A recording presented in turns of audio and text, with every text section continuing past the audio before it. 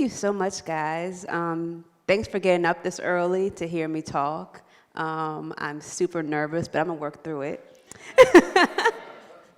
I want to start a little bit with the history of the Baltimore beat. So about 3 years ago, I was working at Baltimore City Paper. I'd worked a bunch of stuff before that, but Baltimore City Paper was really the place where I got the green light to just kind of go as far as what my journalistic instincts were. I got to write a bunch of different things. We were coming up with different ways to cover this city, and we were having a lot of fun doing it. Journalism everywhere is kind of on a downturn right now, and Baltimore is no different.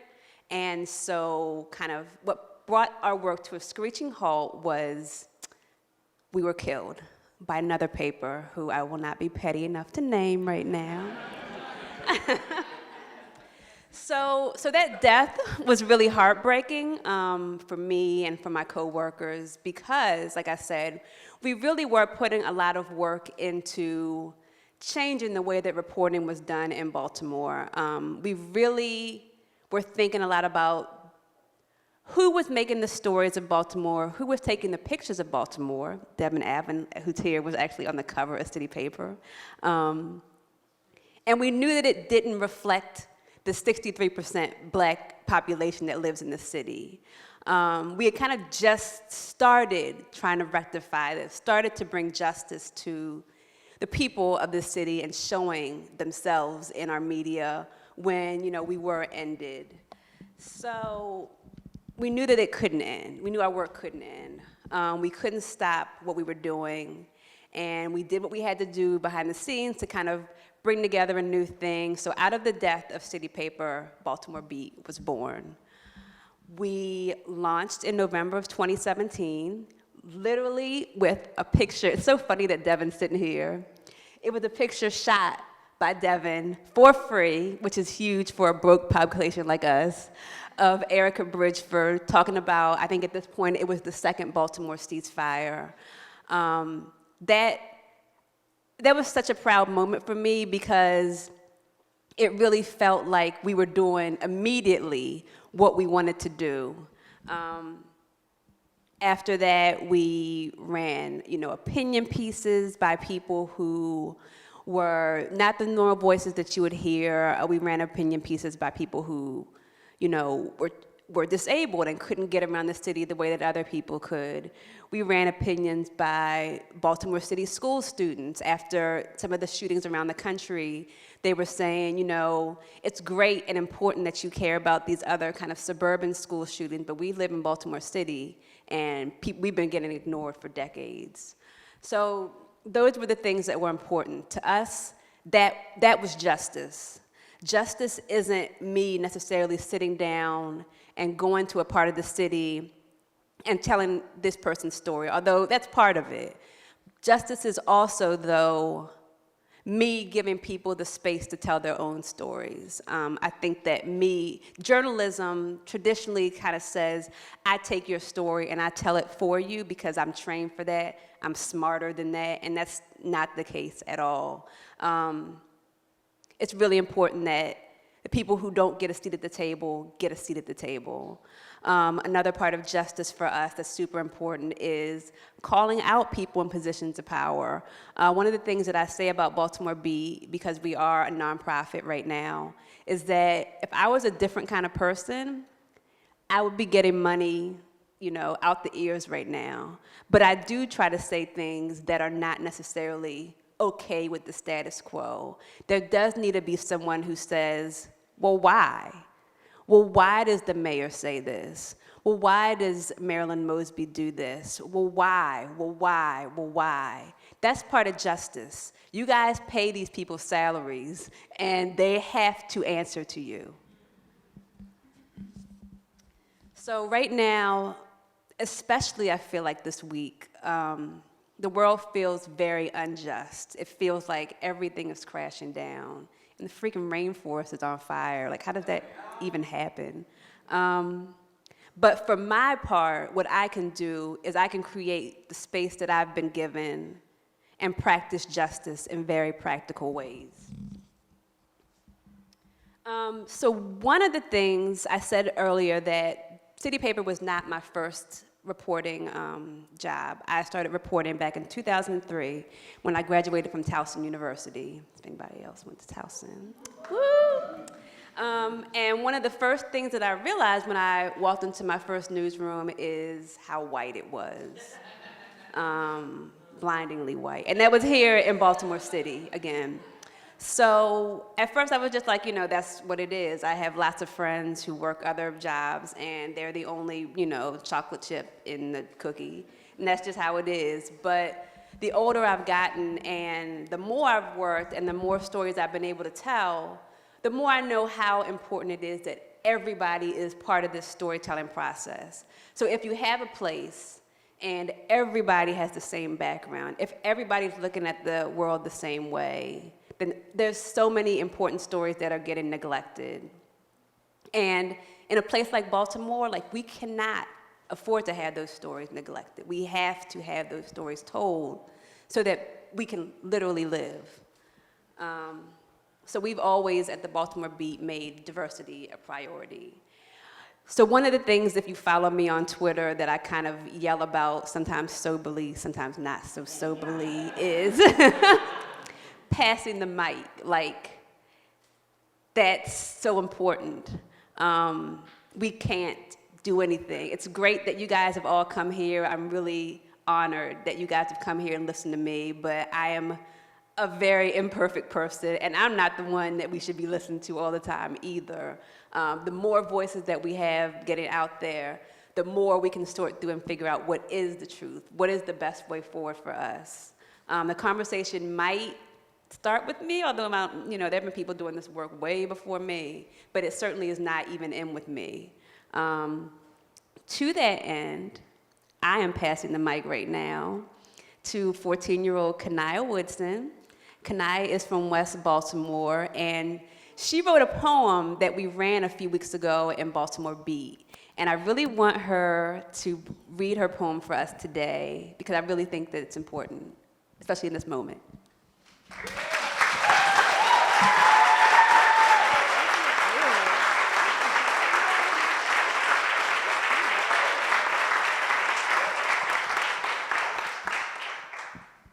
Hi, you guys. As y'all know, I'm Kanaya Woodson.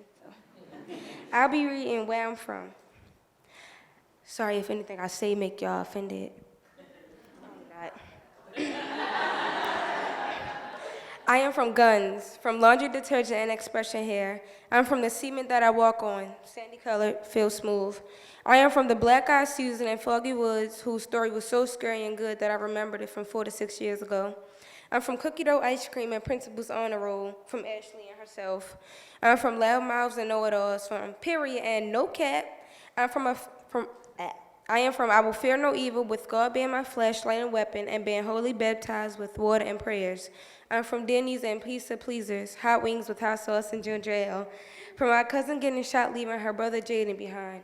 I'm from running and exercising, but isn't losing anything. From family, friends, and my money.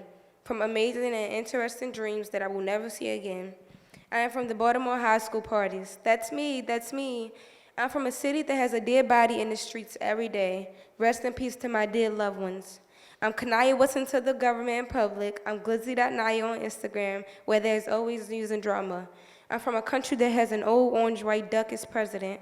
I'm from the field trips and snowy days. I'm from cats, dogs, and hares. From the yo, what's up, and say your prayers, I love you. I'm from getting pushed over a ledge of a 50-story building and getting saved by Superwoman and going out to eat with the Justice League, Marvel team, and DC heroes. I'm from the line so-called friends of mine. I'm from Baltimore, one of the most dangerous cities in Maryland. I'm from Baltimore. Thank you.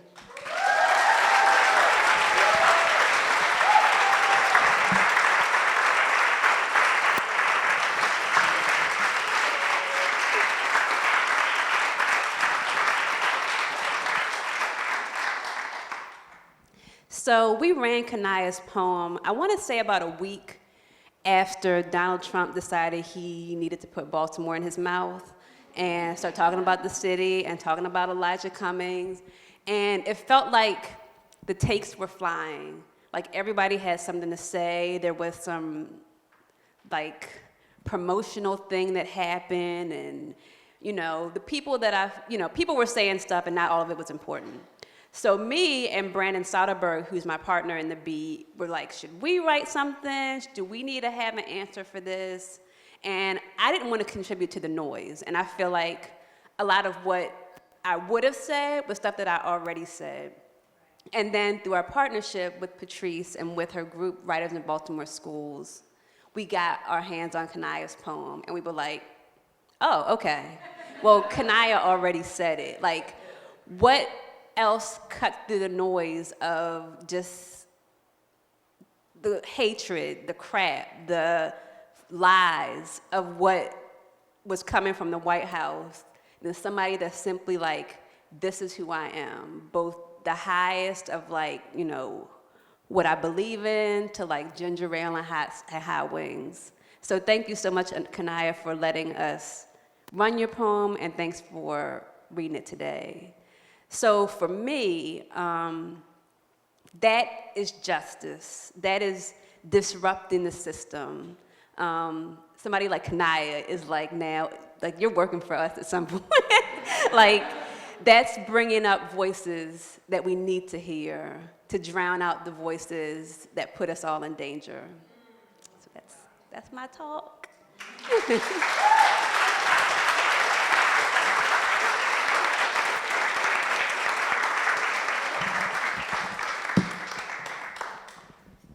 Thanks, Lisa.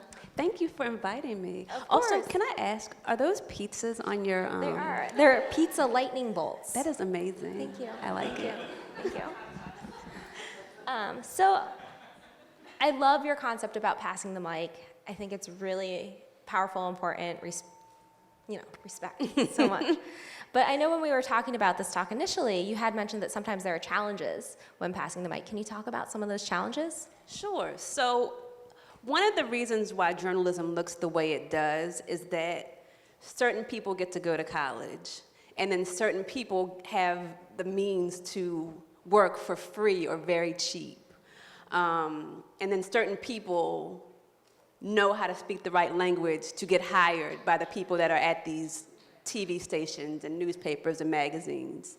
So part of what our work is not just bringing these stories, that's very important, but also bringing people like Kanaya and other people through the ranks. Like Kanaya's fine, she'll be able to go to school one day. But like people that maybe will never be able to go to a traditional school, we still gotta figure out how to get them writing. So like sometimes I'll get people that are like, hey, I've never written a story. I wrote this in my car and on my phone and emailed it to you. And so what we gotta do is be like, okay, this is good, but now we have to begin the work process of teaching you how you pitch a story, because that ain't it, and how to write a story, and what is a story, and what is a nut graph. Like those are the things that we have to teach people. And it can be overwhelming, but like I said, like that's literally as important to me as the writing and reporting. So tangentially related to that, how do you decide what stories you invest in? It doesn't have to just be from that angle, but in general. So this makes me think, and forgive me if I'm going out of order with your questions, but so when I worked at City Paper, it was right around the time that the police officers were being tried for the death of Freddie Gray. And, everybody was here in Baltimore. Of course, the Sun had a bunch of people on it. The Washington Post was here. The New York Times was here. People from other countries were here. And my editor at City Paper at the time was like, well, Lisa, I want you to cover it. And I was like, courts is not even my beat. Like, crime is not my beat. So are you sure? And so what she said, Karen Hooper is her name, was like, I just want you to go, and I want you to say just what you gather from it, because we're not ever gonna beat the New York Times on breaking news. That'll always be this happened, and that we're not doing that. But what we can do is, you can talk about your experience being in that courtroom as a person with dark skin, as a person who's Black. So for me, a lot of what I was writing about was not necessarily, it was obviously the facts. The judge said this, the person on the trial said this, but also maybe what are the intangible race things here? So one of the things I always talk about is one of the reasons that the police said that they threw Freddie Gray into that van is because there was just such a crowd, it was so chaotic, and they just had to get out of there. But it's like, would they have been the same if any community, whether it's a white community, a Latinx community, an Asian community, if you see somebody screaming in pain in the street, you're gonna gather around and be like, what is going on? So why were these people that just wanted to know what was happening, why were they being almost criminalized, almost blamed for his death? And also, there was an interesting thing that the judge actually included in one of his kind of like things on how he was gonna rule on the trial was that the number of people is definitely up to interpretation. So maybe like for me, I'm like, whoa, this is a huge crowd. If I'm Beyonce, I'm just like, oh, well, this is just, my personal staff. So like, if you're trained to fear dark skin, and maybe there's three people with dark skin, that's gonna look big and scary and crazy. So I think that those are the kind of things that weighed into the trial that not too many people could or were talking about at the time. So I understand when you were meeting with writers in Baltimore schools recently, a student asked, how do you keep your opinion out of your stories? Oh yeah, so first of all, like whenever we talk to kids, which we try to do a lot, like they always hit us with like the hard questions immediately. And like these are the questions that we're all, like all journalists are like snipping at each other on Twitter all day, from like the New York Times on down. So the question of opinion is always an interesting one. Because again, if we throw it back to that Freddie Gray scenario, and I'm kind of trying to talk about these things, somebody could kind of just refuse to accept anything I'm saying. We're like, well, this is your opinion.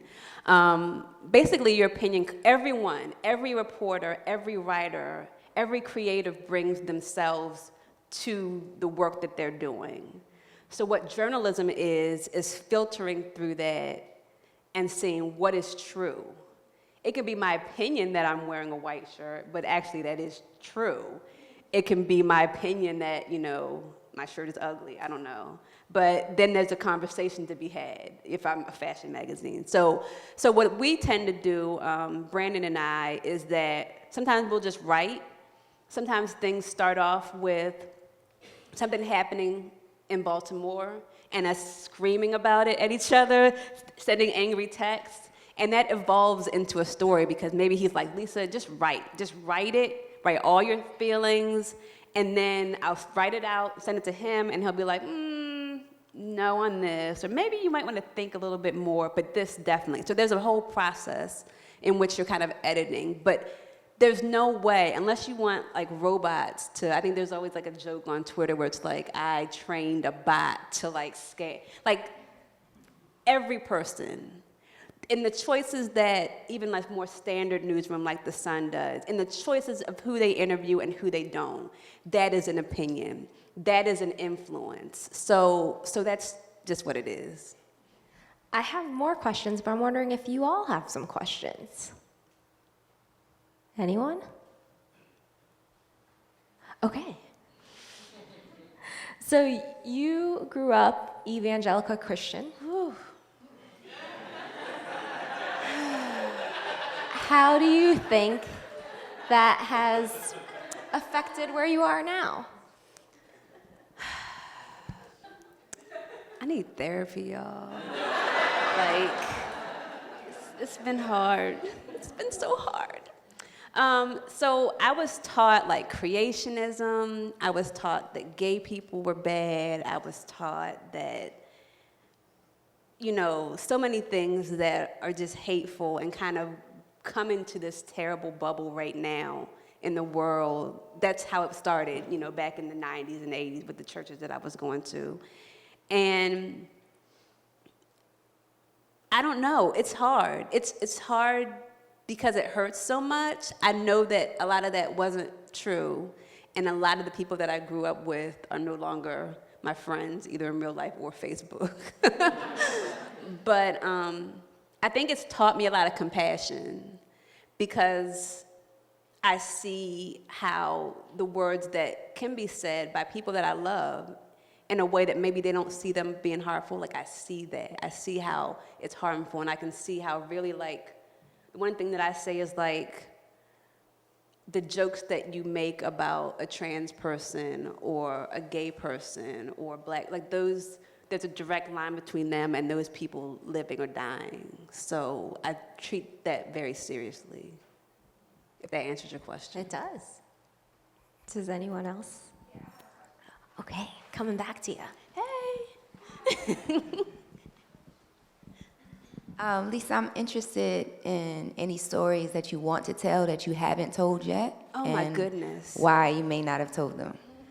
The only thing that keeps me back right now is that I cannot pay people enough to write right now, and that I can't divide myself up into other people to write. Like, there's people literally in this room that I'm like, I've been peeping you, I've been watching what you do, and I want to, like you. But that's literally the only thing. Like, and most of them are things where, I think the things that really appeal to me are stories where people do things that are in a quiet way, but they're huge.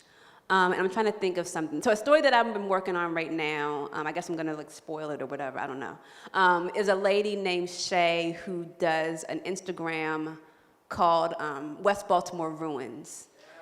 Yes, so she's awesome. She's a young lady, she's like 27. In a perfect world, she would already be like, she's shooting for the sun or shooting for somebody, but it's Baltimore, so she's not.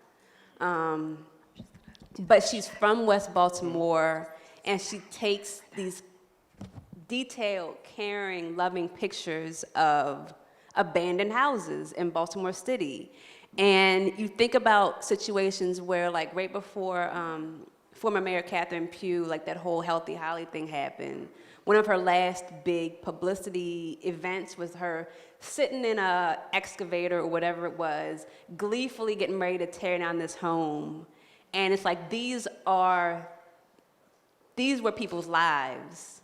And I think that maybe that time is over for these buildings, but it's important that somebody like her, who wouldn't normally get the shine that she deserves, is getting honored for the work that she's doing in preserving this part of really what's our history.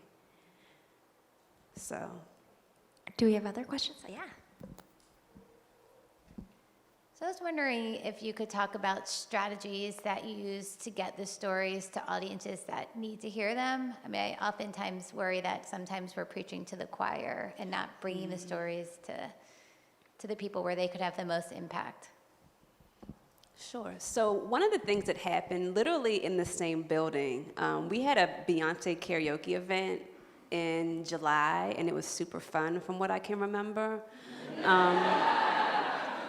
And so I tried to like go, yes, and talk to people, because that's what I do when I had some wine. And there were people there that like literally were like, I don't know what the Baltimore beat was, but this is my birthday, and I knew I wanted to come out and sing beat. And I'm like, for me, I'm just like, yes. Like, I think that basically, I guess you could call what I do, what my side is kind of like lefty, but I feel like sometimes journalism on the left side is very like rah, like it's very harsh and scary, and why aren't you using recycled straws or whatever. And I think that it's important to attack things from different angles. We're like, yes, there is joy. Yes, there is, you know, like for us, one of the things that Maura Callahan, who's an amazing journalist, she was our deputy editor at The Beat a while back, said at our very first meeting was that the arts are literally just as important as news. There's sometimes arts are treated like this throwaway side part, but they're equal because they're all reactions, whether I'm writing a story about an uprising, or if she's writing about a beautiful or ugly or whatever piece of art, those are all reactions to the world that we live in. So I think that having that viewpoint of like seeing all these other ways of getting into the story is important. And also just like for the practical sense, you know, obviously Facebook and Twitter. But also, I think it's important when we came back, because we died for a little bit when we lost our publisher. We came back this past March. When we were allowed the first time, we were a print publication that you could hold in our hand. And as we come back now, we're only online. But I've tried to get in people's faces as much as possible. And I think that's also kind of like another tier of what's important. So I did a talk at the BMA about motherhood and writing, doing stuff like this, doing Beyonce karaoke, going over to Lexington Market. Like things that we have planned in the future, I think are also important as far as like making real connections with people and kind of helping each other. Because there's a whole lot I don't know that other people know that needs to be kind of included in the stories that we're telling. So will you all please join me in thanking Lisa for this morning?